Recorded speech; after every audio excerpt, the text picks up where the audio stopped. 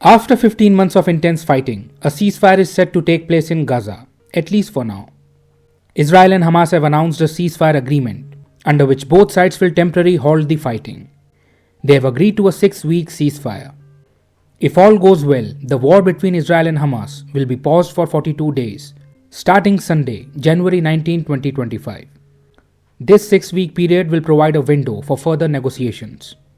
As a trust-building measure, there will be a hostage and prisoner exchange between Israel and Hamas.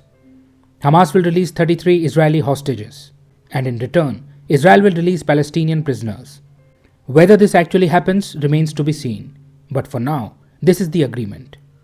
The next 6 weeks will be critical. This deal has been brokered through the diplomatic efforts of Qatar, Egypt, and the United States, but it remains very fragile. Sunday has not yet arrived, and already reports suggest that Israeli Prime Minister Benjamin Netanyahu is accusing Hamas of backtracking on the deal. Israel claims that Hamas is backing out of the understanding reached between the two sides, while Hamas has denied these allegations. Clearly, the hurdles are far from over. Significant challenges remain to ensure the successful implementation of this deal. The ceasefire deal between Israel and Hamas is expected to be implemented in 3 phases. In the first phase, Israeli forces will gradually withdraw from populated areas of Gaza. Israel will release some Palestinian prisoners, and in exchange, Hamas will release some Israeli hostages, consisting of women, the elderly, and wounded individuals. Once this is accomplished, permanent ceasefire negotiations between both parties will begin. In the second phase, Israeli forces will completely withdraw from Gaza. In exchange, Hamas will release the remaining Israeli hostages, who will include male soldiers. If this phase is also completed, the third and final phase will see Israel releasing the remaining Palestinian prisoners, while Hamas will provide the remains of the deceased hostages, allowing Israeli families to find closure. After all this, the reconstruction of Gaza will finally begin, and humanitarian aid will flow into the region. So does this mean the war is over now? Well, we cannot say that just yet. Yes, the ceasefire deal has been announced, but implementing it will not be easy. The problem is that all these actions are supposed to begin on January 19, but the Israeli cabinet must first ratify the deal. Challenges have already arisen even before the deal could commence. Israel has accused Hamas of backing out of the agreement, warning that this could delay its ratification. Let us understand why this is happening. See, Israeli Prime Minister Benjamin Netanyahu is facing severe pressure from his far-right coalition partners. These individuals do not want Netanyahu to agree to the ceasefire deal. They believe that military operations in Gaza should continue and that Israel should not stop until it has completely destroyed Hamas. In their view, this ceasefire deal is not in Israel's interest. 15 months of hard work will be put to waste because of this.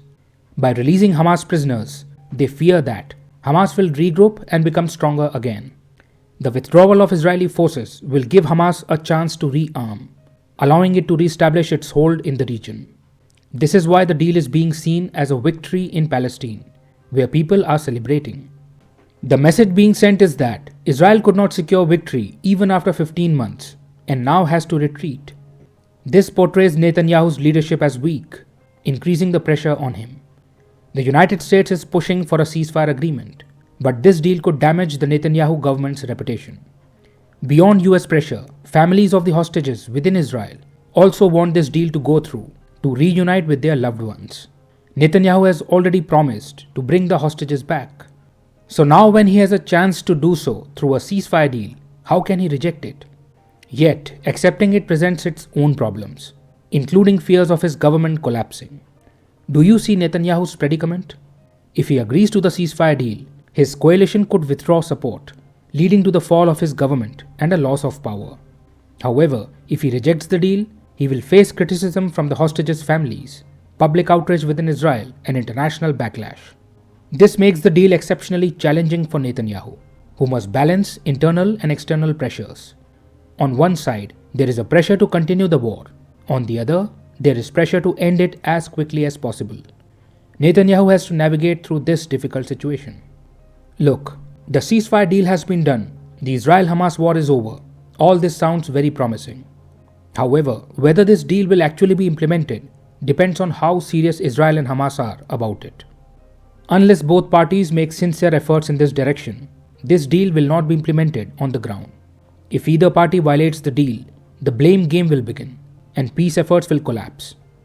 Even though both Joe Biden and Donald Trump are taking credit for brokering this deal, the success of the agreement ultimately depends on the intentions of Israel and Hamas. The ongoing tension in the Middle East is a pressing issue in global geopolitics right now. Since the impact of this war is not limited to the Middle East but extends beyond the region, this ceasefire deal has become a topic of global discussion. The international community agrees on the importance of de-escalating violence in the Middle East. This 15-month-long war has caused immense suffering for civilians. It is crucial that the war ends permanently and both parties move toward lasting peace.